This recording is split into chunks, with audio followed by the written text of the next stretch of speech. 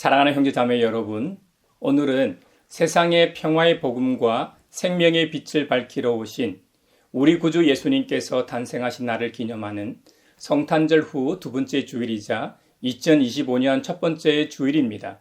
그리스도인으로 부르심을 받은 우리도 주님처럼 이 세상에서 서로 용서하고 화해하고 화목하라고 하나님께서 우리를 부르십니다. 이제 우리의 마음과 뜻을 다하여 영과 진리로 주님을 찬양하며 예배합시다. 예수 그리스도는 주님이십니다. 아멘. 사도신경으로 우리의 신앙을 고백합시다. 나는 전능하신 아버지 하나님, 천지의 창조주를 믿습니다. 나는 그의 유일하신 아들, 우리 주 예수 그리스도를 믿습니다. 그는 성령으로 잉태되어 동정녀 마리아에게서 나시고 본디오 빌라도에게 고난을 받아 십자가에 못 박혀 죽으시고 장사된 지 사흘 만에 죽은 자 가운데서 다시 살아나셨으며 하늘에 오르시어 전능하신 아버지 하나님 우편에 앉아 계시다가 거기로부터 살아있는 자와 죽은 자를 심판하러 오십니다. 나는 성령을 믿으며 거룩한 공교회와 성도의 교제와 죄를 용서받는 것과 몸의 부활과 영생을 믿습니다. 아멘. 여호와의 말씀이 육신을 입어 날 구원할 구주가 되셨도다. 늘 감사한 찬송을 주 앞에 드려 엎드려 절하세 엎드려 절하세 엎드려 절하세 구주 나셨네. 아멘.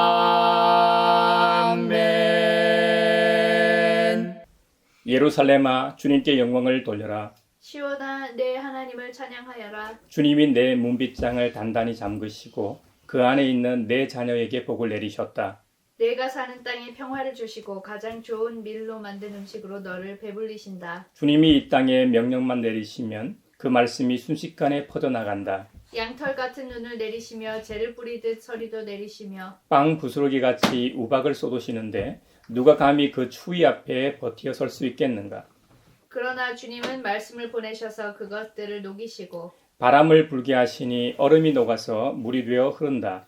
주님은 말씀을 야곱에게 전하시고 주님의 규례와 법도를 이스라엘에게 알려주신다. 어느 다른 민족에게도 그와 같이 하신 일이 없으시니 그들은 아무도 그 법도를 알지 못한다. 할렐루야. 아멘. 왕 되신 주 다 찬양하여라. 영광과 존귀 주께 돌리세. 하늘 위에 높이 계신 주님, 주님의 말씀 존귀하도다.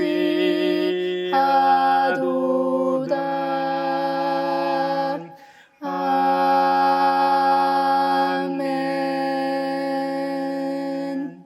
자비로우신 하나님, 지난 한 주간의 우리의 삶을 성찰하며 회개의 시간을 주시니 감사합니다. 서로 사랑하라고 말씀하셨는데 사랑하지도 화목하지도 세상이 하늘의 평화를 전하지도 못했습니다. 하나님을 기쁘시게 하기는커녕 죄악된 길로만 다름질한 것 같아 죄송한 마음뿐입니다. 사랑하는 형제자매 여러분, 2025년 한 해는 저 높은 곳을 향하여 날마다 나아가는 우리가 되기를 바라며 주님 앞에 우리 죄를 고백합시다. 용서하시는 하나님이시며 은혜로우시며 긍휼히 여기시며 더디 노하시며 인자가 풍부하신 하나님, 우리 죄를 용서하시고 모든 불의에서 우리를 깨끗하게 해주시옵소서. 오랫동안 기다리던 주님 강림하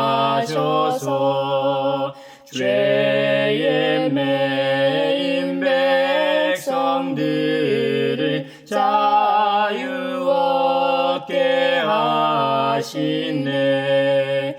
주는 우리 소망이요 힘과 위로 되시니 오래 기다리던 백성 많은 복을 받겠네. 아멘.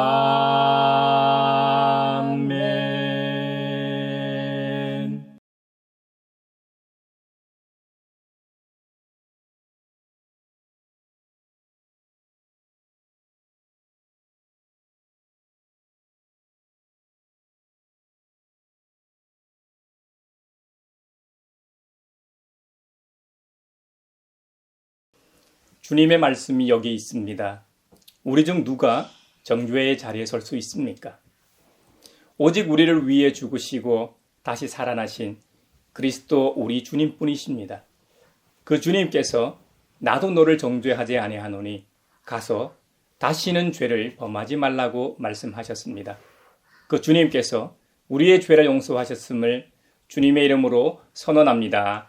아멘. 찬미하여라 오 나의 영혼아 찬미하여라 거룩한 주 이름 찬미하여라 오 나의 영혼아 찬미하여라 거룩한 주 이름. 오늘 우리에게 주신 구약의 말씀은 예레미야 31장 7절에서 14절입니다. 하나님의 말씀을 경청하십시오. 참으로 나 주가 말한다. 너희는 기쁨으로 야곱에게 환호하고 세계 만민의 머리가 된 이스라엘에게 환성을 올려라.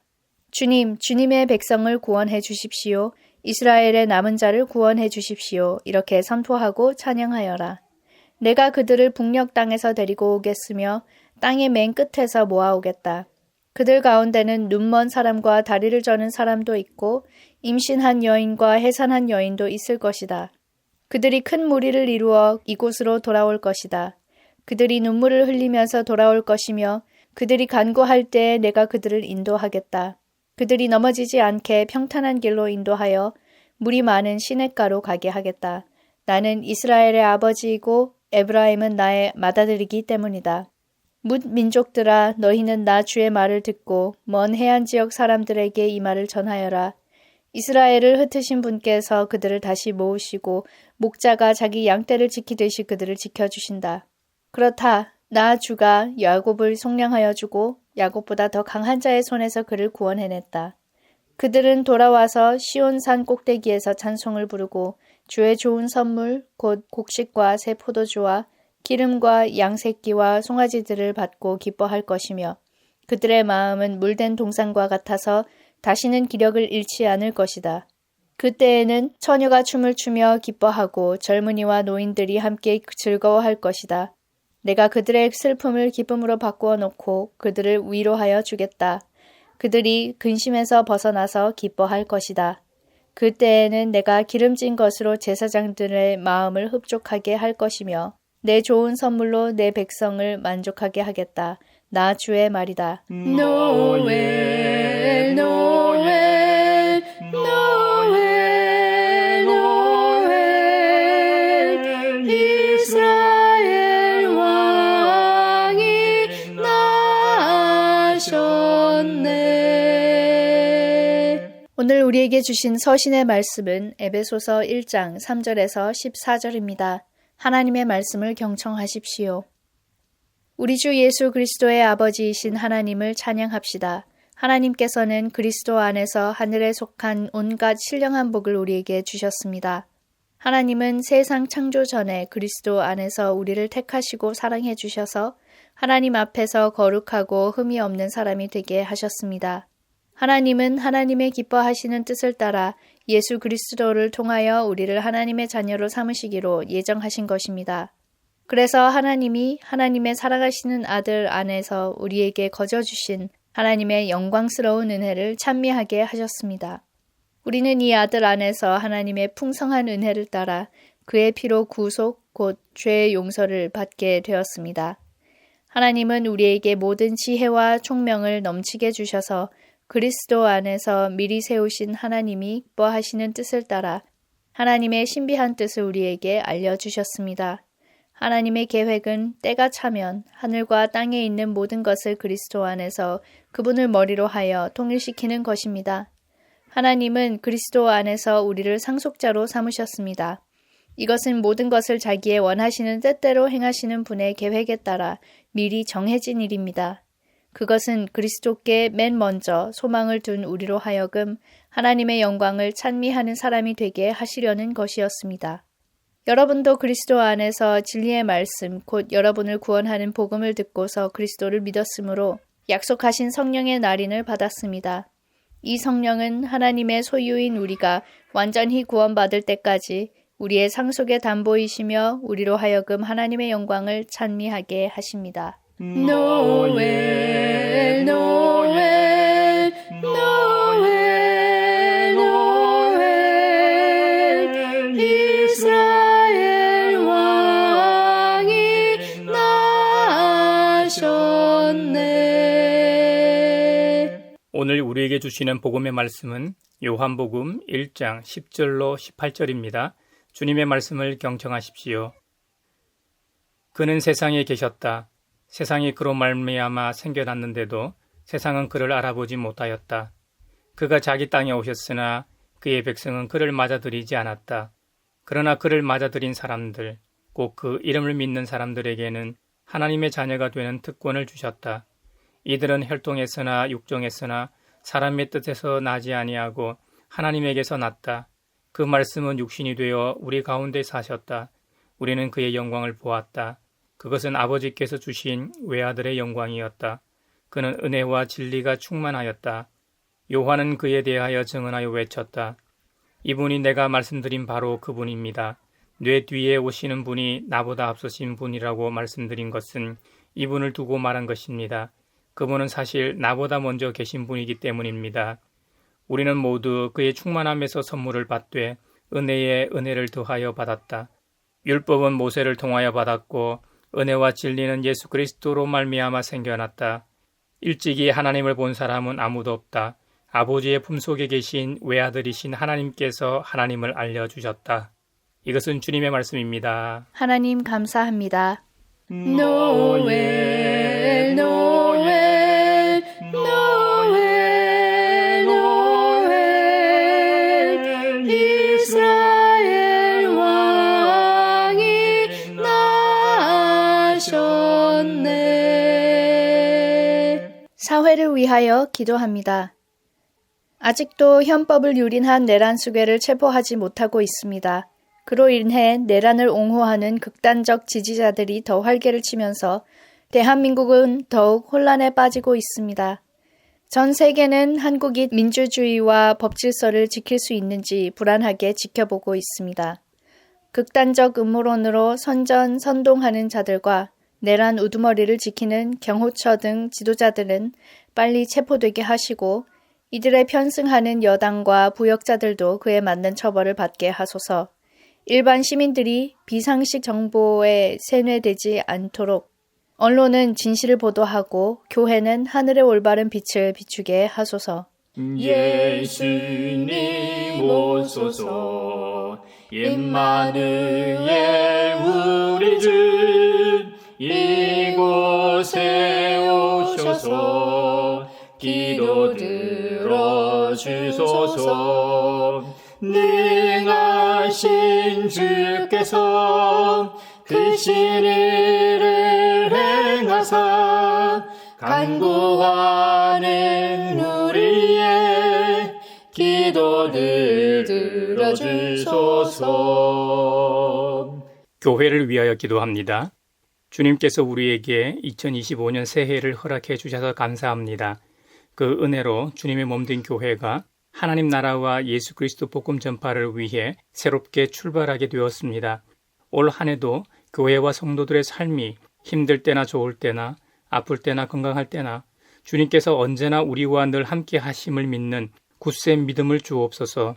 올 한 해의 마지막 날 주님의 함께 하심의 은총으로 인해 비상한 우리의 모습으로 인해 감격하며 감사하는 우리 모두가 되게 하소서. 예수님 오소서. 임마누엘 우리 주 이곳에 오셔서 기도 들어주소서. 능하신 주께서 그 신의를 행하사 간구하는 우리의 기도를 들어주소서. 세계를 위하여 기도합니다. 오는 20일 제47대 미국 대통령 취임식이 있습니다. 스트롱맨 트럼프가 다시 대통령으로 4년 임기를 시작하게 됩니다. 트럼프 정부에는 테슬라의 CEO 일론 머스크가 실세로 벌써부터 활약하고 있습니다. 머스크는 영국과 독일의 극우 정당들을 옹호하고 있고 심지어 수감 중인 영국의 극우 인사를 석방하라며 남의 나라의 내정 간섭까지 하고 있습니다. 앞으로 4년간 전 세계 극우 진영이 트럼프를 중심으로 결탁하고 세계를 혼란 속으로 끌고 들어가지 않을까 심히 염려됩니다. 무엇보다 한국의 극우 인사들과 시위대도 트럼프에게 사인을 보내고 있어 한반도의 평화가 걱정입니다. 힘을 합해도 역부족인 기후위기 상황에서 경제 성장과 자국 우선주의 정책으로 여러 마찰이 있을 것이 분명하여 절망적입니다. 하지만 결국 하나님의 정의와 평화 그리고 사랑이 이기고 생명을 살리는 하나님 나라를 기대합니다. 지치지 않고 기도하며 행동하게 하소서. 예수님 오소서. 임마누엘 우리 주 이곳에 오셔서 기도 들어주소서. 능하신 주께서 그 신의를 행하사 간구하는 우리의 기도를 들어주소서. 예레미야 31장에 보면 바벨로니아 포로기 동안에 유다 백성들이 감수해야 했던 고통과 근심, 그리고 슬픔에서 벗어나 마침내 유다의 남은 자들이 시온으로 귀환한다는 위로의 말씀이 나옵니다. 단순히 포로 귀환만 하는 것이 아닙니다. 귀환한 후 그들이 누리게 될 기쁨과 환희, 그리고 만족스러운 삶을 선명하게 보여주고 있죠. 약속의 땅인 시온으로의 귀환 계획을 하나님께서 구체적으로 가지고 계시다는 겁니다. 회복된 이스라엘 공동체가 어떤 모습으로 변화가 일어날 것인가를 생생하게 설명합니다. 귀환하는 사람들이 각자 돌아오는 것이 아니라 큰 무리를 이루어 시온으로 돌아온다는 겁니다. 분열되어 있던 공동체가 한마음 한뜻이 되어 하나가 되는 것 말입니다. 저는 이 모습에서 교회 공동체로 모여있는 오늘날의 모습으로 생각해 봅니다. 우리는 신앙생활할 때 때론 단독으로 하나님 앞에 서기도 하지만 대부분 공동체의 이름으로 모여 예배를 드립니다. 개인적으로 찬양하기도 하고 기도하기도 합니다만 이 부분도 대부분의 성도들이 공동체의 이름으로 모이는 공적인 모임에서 하게 됩니다. 전도서 4장 12절 말씀처럼 한 사람이면 싸움에서 패하거니와 두 사람이 힘을 합하면 적에게 맞설 수 있다고 했습니다. 세겹줄은 쉽게 끊어지지 않는다고도 했습니다. 우리 주님은 두세 사람이 내 이름으로 모인 곳에는 나도 그들 중에 있겠다고 약속하기도 하셨습니다. 요즘 우리는 우리 사회의 국난 앞에 여럿일 때 얼마나 힘이 되는지 목도하고 있습니다. 지난주 무안공항 여객기 참사는 안 그래도 힘든 시간을 보내고 있는데 온 국민으로 하여금 참 마음 아프게 했습니다. 유가족들은 얼마나 황망하겠습니까? 일가족이 다 사망한 경우도 있습니다. 앞으로 사고 현장 수습과 사고 원인 규명이 제대로 이루어져야 할 겁니다. 특히 유가족들이 억울해하지 않도록 투명하게 진행되어야 할 겁니다. 국가 애도 기간을 보내며 함께 이 슬픔에 동참하는 모습을 통해 우리 사회가 함께하는 것이 얼마나 큰 힘이 되는지 우리 모두 목도하고 있습니다. 우리 가양교회도 무안공항 여객기 참사의 아픔이 빨리 아물도록 기도로 동참합시다. 우리는 기도를 통해 우리가 믿는 하나님께 유가족들의 아픔과 슬픔을 위로해 주시길 기도해야 합니다. 그리고 인재로 발생한 이번 참사가 잘 마무리될 뿐만 아니라 앞으로 다시는 이런 불행한 일이 우리 사회에서 발생하지 않도록 강구해야 하겠습니다. 앞서 여럿이 함께할 때 힘이 된다고 했습니다. 교회는 모이기를 힘쓰는 곳입니다. 주님의 이름으로 모일 때 세상의 빛과 소금의 역할을 할 수 있고 하나님 나라를 세상에 전할 수 있습니다. 그럼에도 불구하고 우리가 기억해야 할 것은 지난 코로나19 때처럼 당국의 방역 지침을 어겨가면서까지 모여서는 안 된다는 겁니다. 그건 불법입니다. 그리스도인들이 앞장서서 불법을 자행했어야 우리의 복음에 힘이 있겠습니까? 문화 대명령을 받은 청지기로서 누구보다 법을 준수하고 우리가 살아가는 세상의 질서를 위해 앞장서고 솔선수범해야 할 사람들이 바로 우리입니다. 그래야 복음의 능력과 힘이 있게 됩니다. 헌법에 따라 12.3 내란에 대한 진상조사가 진행되고 있습니다만 며칠 전 공수처에서 내란 수계 윤석열에 대한 체포영장 집행하는 과정에서도 온 국민이 목도했지만 헌법 수호 의지가 없는 정도가 아니라 헌법을 완전히 무시하는 장면을 목격했습니다. 그리고 국방의 의무를 다하는 젊은이들을 방패막이로 동원해 범죄자로 만드는 장면을 보고 적잖게 충격을 받았습니다. 윤석열과 김건희는 악마라고 치더라도 왜 평범한 사람들이 잘못된 줄 알면서도 이렇게 행동할까?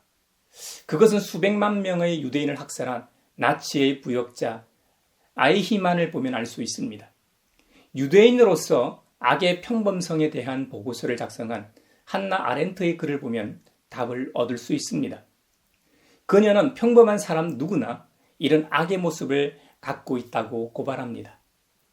윤석열의 비상계엄을 막지 못한 국무위원들, 그들은 우리 사회에서 그 누구보다 각 분야에서 최고 결정권자로서 국정을 보좌하고 심의하는 위치에 있는 자들입니다.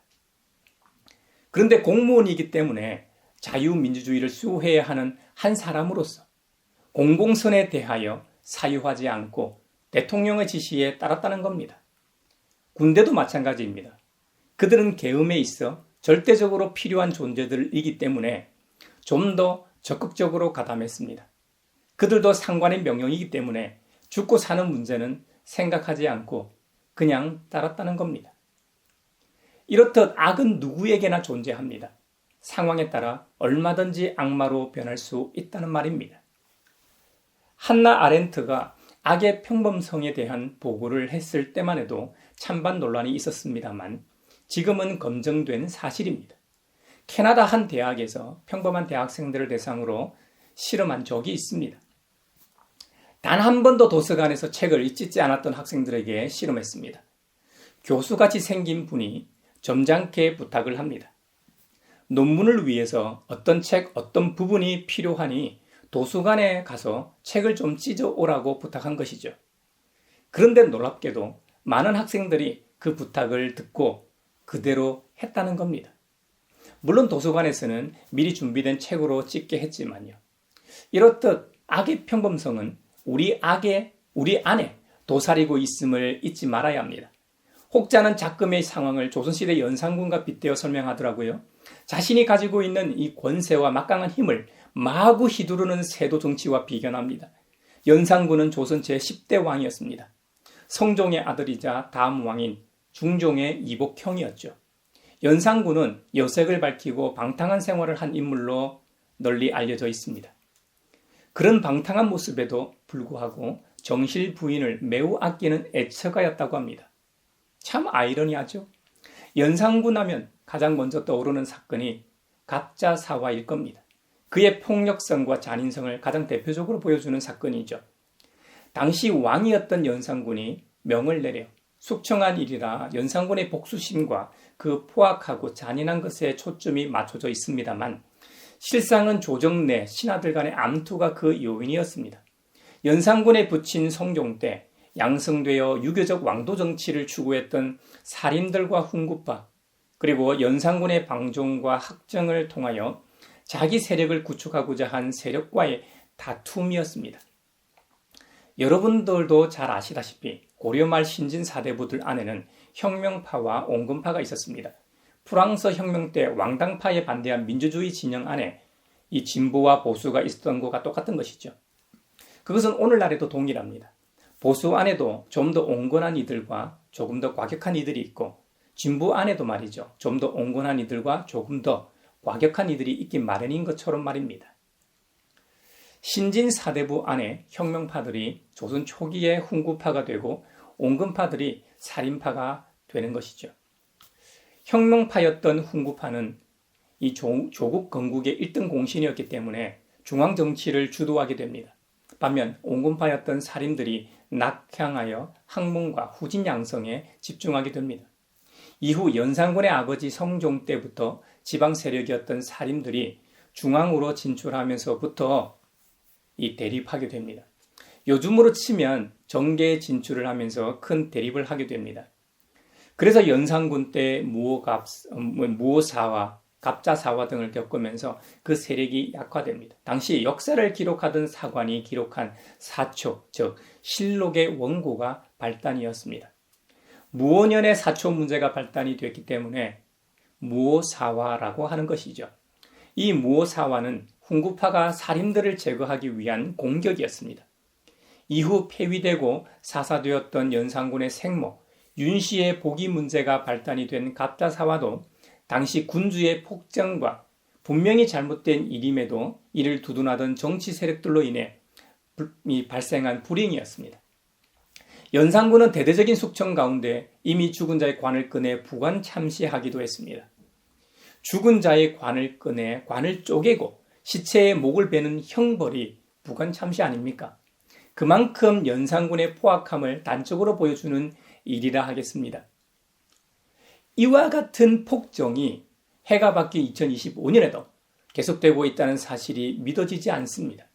옛날에야 왕이 곧 나라였던 시기니까 그래도 이해할 만하지만 지금은 모든 권력이 국민으로부터 나오는 민주주의 사회에서 자신이 초법적 존재인 왕이라고 착각한다는 것이 받아들여지지도 않고 이해되지도 않습니다. 그런데 연산군 당시 정치투쟁 모습이 내란당이라고 불리는 국민의힘에서 버젓이 벌어지고 있다는 것이 통탄할 일입니다. 성경에도 북이스라엘과 남유다 말기에 이와 유사한 일들이 있었습니다. 그래서 결국 아시리아 살마네셀과 바빌로니아 느부갓네살 황제에 의해 짓밟히고 무너졌던 남북 이스라엘이 이 뿔뿔이 흩어졌습니다. 그런데 이제는 망했던 그들이 다시 한번 큰 무리를 이루어 시온으로 되돌아온다는 겁니다. 그것도 그냥 모이는 것이 아닙니다. 창조주 하나님께서 친히 목자가 되어 주셔서 직접 그들을 보살피고 길을 인도하신다는 겁니다. 그러므로 공동체 안에 더 이상 울음과 탄식이 들리지 않을 것을 약속하십니다. 사람들은 예로부터 강력한 인간 지도자를 원했습니다. 그래서 신정국가였던 이스라엘도 주위의 제국과 열강들을 보면서 사울이라는 강력한 왕을 요구했던 것입니다. 세상의 힘과 질서에 바탕을 둔 그 나라는 오래가지 않음을 우리는 이스라엘을 통해 보게 됩니다. 이스라엘은 통일왕국이라고 불리는 사울, 다윗, 솔로몬 제1대부터 3대까지만 제대로 된 국가였습니다. 그 이후에는 남북으로 분단된 채 서로 싸우며 전쟁했습니다. 물론 아주 가끔 평화로운 시대도 있었지만 서로 못 잡아먹어서 주위 열강들과 조약을 맺고 서로를 죽이기 위해 어르렁거렸죠. 우리는 이스라엘 역사를 통해 단순히 팔레스타인에 위치한 약소국의 이야기로만 보지 않습니다. 이것은 우리의 이야기요, 인류 전체의 단면을 보여주는 것으로 교훈을 삼습니다. 가족이나 시족사회보다는 부족사회가 더 큰 힘을 가지고 있었고 부족사회보다는 연맹 공동체인 이 왕국이나 중앙집권 국가가 더 큰 힘을 가지고 있었을 겁니다. 중앙집권적 왕국보다는 대제국이 더 큰 힘을 가지고 있었겠죠. 그래서 제국 옆에 위치한 이웃 나라들은 항상 제국에게 이 조공을 바치며 사대했던 것이죠. 그런데 그 제국들 사이에서도 끝까지 존속했던 나라가 두 나라 있습니다. 이스라엘과 대한민국입니다. 흥미롭게도 이 두 나라 다 역사가 반만 년이 넘습니다. 우리나라는 반만 년이고 이스라엘은 그보다도 훨씬 더 오래된 나라죠. 물론 이스라엘에 비하면 대한민국은 여러 나라로 변천사를 거치게 됩니다. 우리나라가 이렇게 오랜 기간 중국에 흡수되지 않고 존속할 수 있었던 이유는 전문가들의 지적처럼 외교술 때문일 겁니다. 때로는 조공을 바치기도 하고 때로는 굴욕적인 외교를 통해서 존속하기도 했습니다. 어떤 때는 거짓으로 속여서 말이죠. 시간을 지연하기도 했습니다. 그래서 한마디로 하면 뛰어난 외교 정책 덕택에 중국을 사대하는 속국이긴 하나 사라지지 않았다는 것이죠. 그런데 이스라엘은 우리나라 고대 사회보다 훨씬 약한 나라였습니다. 영토도 경상남북도 정도로 더 작고 더 척박한 땅이었고 지하 자원도 더 적었고 사람 수도 더 적었고 모든 면에서 더 적고 작은 나라였습니다. 반면에 위험적국은 더 많았습니다. 우리나라는 삼면이 바다라 그래도 북쪽 정도가 위험 요소였습니다. 물론 임진왜란 같이 외가 직접 쳐들어와서 삼천리 반도 금수강산을 초토화시킨 적도 있긴 하지만 대부분은 해적으로 남해안에 출몰해서 약탈하는 정도였죠. 반면 이스라엘은 지중해 연안을 제외하곤 남북으로 대제국이 있었습니다. 중국보다도 더 이르고 더 발달한 고대 대제국인 메소포타미아와 이집트 문명이 있었죠. 그리고 그 사이 동서남북에도 이스라엘보다 더 강한 강대국들이 존재하고 있었습니다. 그래서 끊임없이 외적의 침입이 있는 나라였습니다. 그때부터 그들만의 힘만으로는 중과 부적이었습니다. 그런데 그들에게 다른 민족이나 나라에 없는 존재가 있었습니다. 바로 살아계신 창조주 하나님이 그들 편이었습니다. 그 하나님께서 친히 목자가 되어 주신다는 약속의 말씀이 예레미야 31장에 기록되어 있습니다. 직접 보살피고 길을 인도하십니다. 그러니 그동안 공동체 안에서 일상이 되어버린 울음과 탄식이 사라지는 것이죠. 단순히 감정적이고 종교적인 면에서만 회복되는 것이 아닙니다. 그 약속에는 이스라엘의 불순종으로 인하여 땅도 저주를 받았었는데 이제는 그 땅마저도 복을 받게 된다는 겁니다. 버려진 땅이었던 시온이 기름진 땅으로 회복된다는 겁니다. 축복과 풍요의 소산물들을 내게 된다는 것이죠. 그러니까 슬픔과 근심이 변하여 기쁨과 찬양이 흘러나올 것이라는 약속입니다. 이 모든 것이 회복된 하이라이트의 모습으로 예배를 언급하고 있습니다. 주님께서는 기름진 것으로 제사장들의 마음을 흡족하게 할 것이며 내 좋은 선물로 내 백성을 만족하게 하겠다고 하십니다. 이 말씀은 단순히 제사장들, 오늘날의 목회자들의 마음을 흡족하게 한다는 말씀이 아닙니다. 온 세상의 주관자이신 하나님 앞에 감사제로 드리는 예배를 말씀하고 있습니다.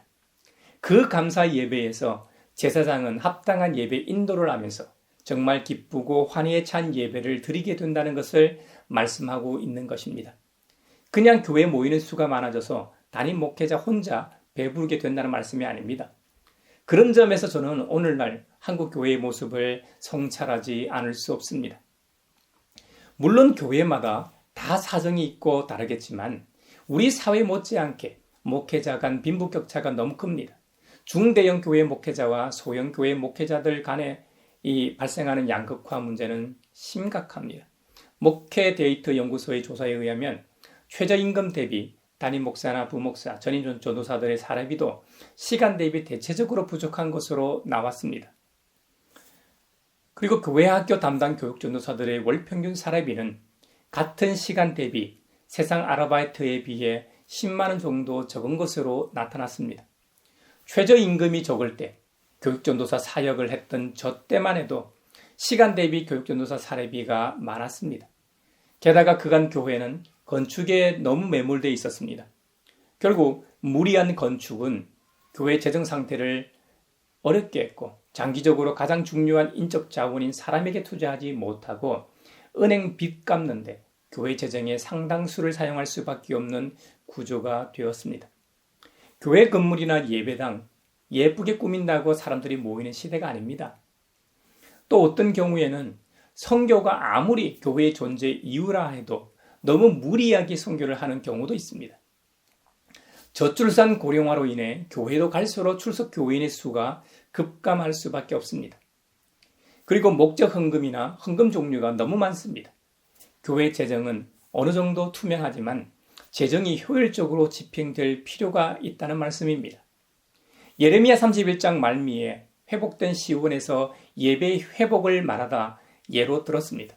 우리가 참으로 기쁜 감사 예배가 되기 위해서는 모두가 기뻐하고 즐거워하는 합당한 예배가 되어야 한다는 의미에서 부연 설명을 덧붙인 것입니다. 예레미야 31장에서는 하나님께서 친히 목자가 되시어 통치하시는 나라는 물된 동산과 같다고 표현합니다. 농사꾼이 논밭에 물을 대는 것을 상상해 보십시오. 금방 이해가 갈 겁니다. 논밭에 물이 없으면 생명의 젖줄이 끊어져 가을 들녘에 황금빛 물결은 찾아볼 수 없습니다. 물된 동산의 풍요로움은 이 한마디로 그 세상이 얼마나 평화의 세상인지를 단적으로 보여주는 표현입니다. 주님이 친히 목자가 되어주시는 그 세상에서는 단순히 포르기에서 돌아온 이들만이 기뻐하고 즐거워하는 것이 아닙니다. 그들 가운데는 눈먼 사람도 있고 다리 저는 사람도 있습니다.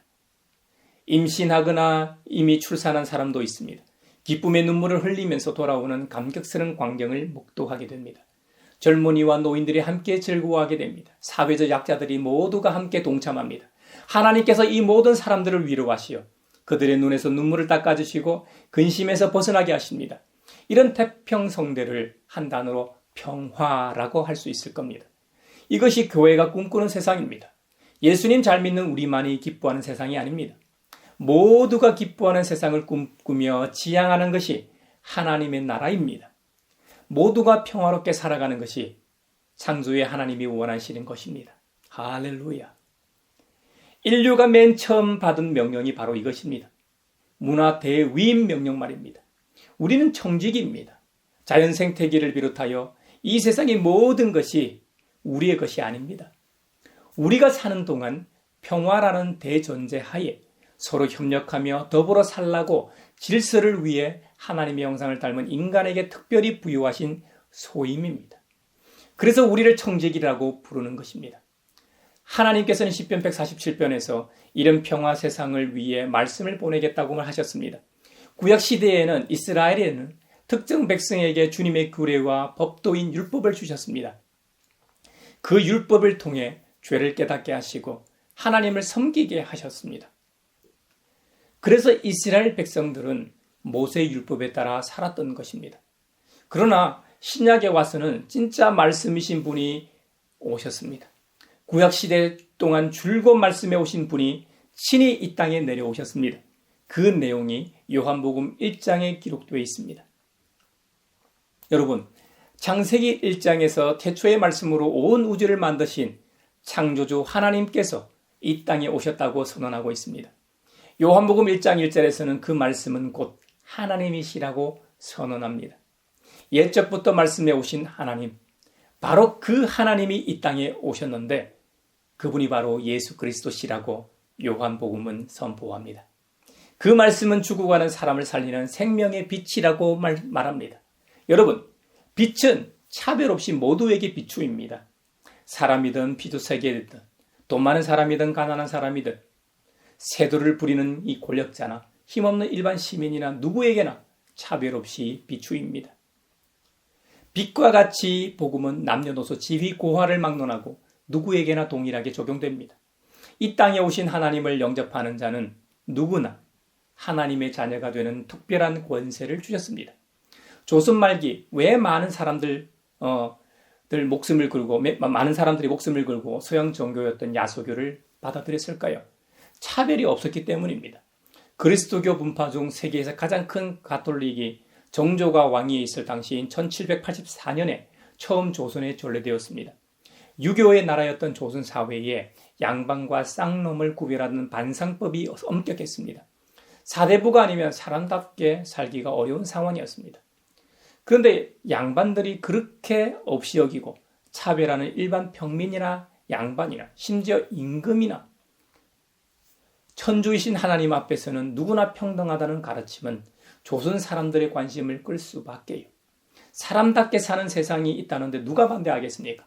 그리고 지옥 같은 지금 세상 말고 모두가 평화롭게 살아가는 내세가 있다고 전하였으니 민초들 입장에서는 이보다 더 좋은 종교가 어디 있겠습니까?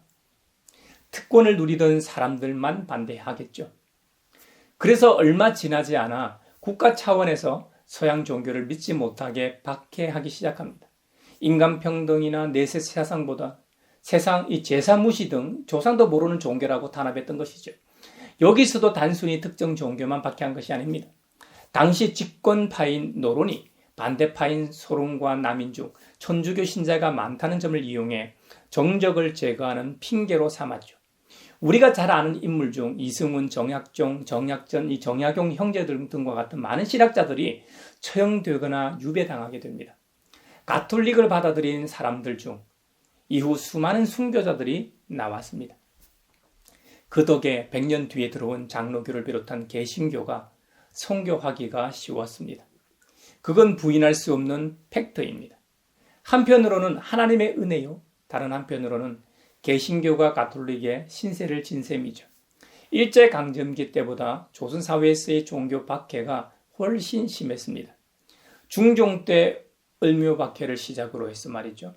순조 때 신유 박해와 의례 박해, 그리고 헌종 때 기해 박해와 병호 박해. 이때 한국인 최초의 사제인 김대근 신부가 순교하게 됩니다. 그리고 잘 알려진 고종 때 병인 박해까지 크고 작은 박해가 참 많았습니다. 병인 박해는 고종의 부친인 흥성대원군에 의해 벌어진 천주교 박해죠. 당시 프랑스 출신 선교사들과 평신도 8,000명 이상이 처형당했습니다. 프랑스 출신 선교사 9명을 처형한 일로 프랑스가 함대를 이끌고 조선의 강화도를 공격한 사건도 있죠. 이 사건을 병인 양요라고 하지 않습니까? 그리스도교에서 말하는 평등한 세상이란 어떤 나라일까요? 예수 그리스도를 통하여 모두가 하나님의 자녀가 되는 것을 말합니다. 하나님의 자녀가 되는 것 말입니다. 남자나 여자나 왕의 자녀로 태어나면 그 신분은 왕족으로 왕자나 공주가 됩니다. 물론 그 중에 한 명만 세자가 되어 왕위를 계승하게 되지만 그들의 신분은 왕족으로 그 누구도 함부로 할 수 없는 존재가 됩니다. 아주 존귀한 존재가 된다는 말입니다. 이와 같이 이 세상의 지휘고와 남녀노소 가릴 것 없이 모두가 하나님께서 사랑하시는 자녀가 되는 것입니다. 할렐루야. 이것만큼 좋은 세상이 어디 있습니까? 그런데 말입니다. 이 좋은 세상을 하나님의 자녀가 되는 특권을 하나님께서는 이미 태초부터 예정하셨다는 겁니다. 다만 오직 한 가지 방법으로만 그러한 것이 가능하도록 하셨습니다.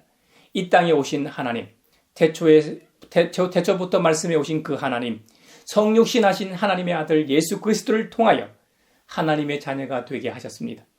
인류는 아담과 이브의 불순종과 타락 이후 거룩함을 상실했습니다. 그러므로 모두가 죄인으로 태어나 그 죄성 때문에 하나님 앞에 설 수 없게 되었습니다. 원래 인간은 부끄러움과 수치심을 모르는 존재였습니다. 최초의 인류의 범죄로 인해 이 세상에 죄가 들어왔고 수치심도 느끼게 된 것이죠. 그런데 이제 그 모든 부끄러움과 수치심, 죄를 없애고자 예수 그리스도를 보내셨으니 그분을 통해서만이 그 모든 문제를 해결할 수 있습니다. 아멘. 저와 여러분이 하나님의 자녀가 된 경험을 한번 생각해 보십시오. 단 한 명의 그리스도인도 빼지 않고 모두가 하나님의 아들, 우리의 유일한 구원자, 예수 그리스도를 믿고 고백함으로 하나님의 자녀가 되었습니다. 이제 하나님께서는 우리 각자가 복음의 손과 발이 되길 원하십니다. 모두를 구원하는 복음의 메시지를 먼저 믿은 우리를 통해 이 세상이 함께 하나님의 자녀가 되어 하늘의 진정한 평화를 누리길 원하십니다. 여러분, 어떻습니까? 우리를 구원하시고 하나님의 자녀가 되게 하신 은혜에 감사하면서 그 진리의 복음을 전하지 않으시겠습니까? 이번 한 주간 신년 주일인 오늘부터 시작하여 올 한 해 하나님 나라를 위해 주님의 손과 발과 입이 됩시다. 우리의 착한 행실을 통해 만나는 사람들에게 하늘의 빛을 비추고 하늘의 복을 전합시다.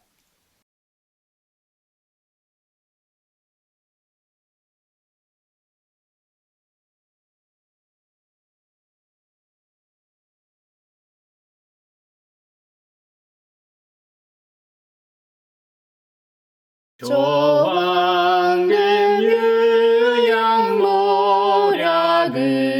다 주께 드리어서 만왕의 왕된 굴세주를 함께 경배하세. 왕 되신 주님께 다 나와 전사 따라서 어리신 예수께 다 모여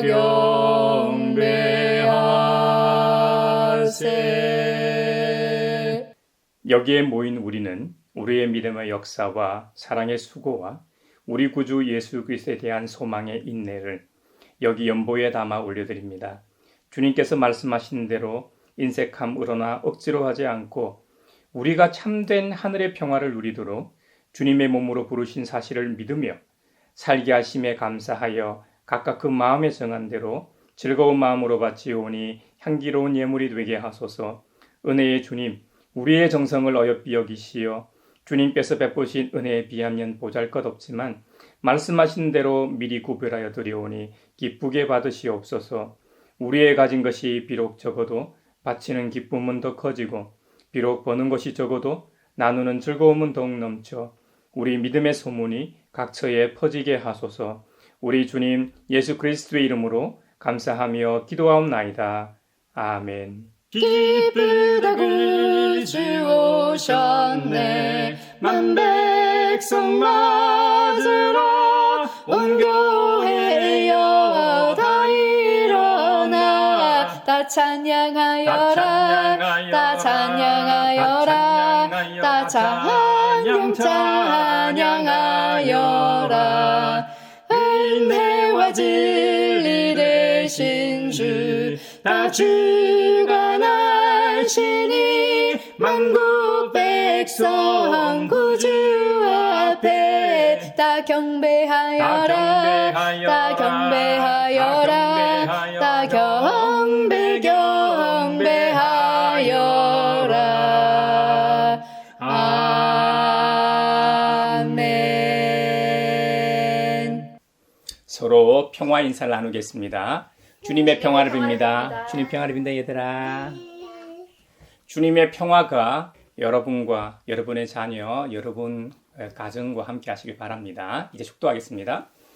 시간의 주인이신 아버지 하나님께서 지난 한 해를 감사로 기억하며 새로운 희망과 믿음으로 2025년 을사년 새해를 맞이하는 여러분에게 복의 복을 내려주셔서 언제 어디서나 여러분을 지키시기를 원하며 주님께서 그분의 인자한 얼굴을 여러분과 여러분의 자녀와 가정에 비추사 필요에 따라 물질과 건강과 믿음과 은혜 베푸시기를 원하며 주님의 몸된 하나의 거룩하고 보편적인 사도적인 모든 교회와 하나됨이 상실된 모든 곳에 샬롬의 은혜가 있길 원하며 12.3 내란이 빨리 종식되어 이 사회가 평화를 찾길 원하며 무한공항 여객기 참사 유가족들과 함께 하시길 원하며 이 시간에도 하나님 나라와 예수 그리스도 복음 전파를 위해 애쓰며 수고하고 있는 모든 선교사들과 함께 하시길 원하며 오늘 말씀처럼 육신이 되신 말씀의 능력을 경험하고 세상으로 나아가는 사람들 위에 평강 주시기를 성부와 성자와 성령의 이름으로 축원하옵나이다. 아멘.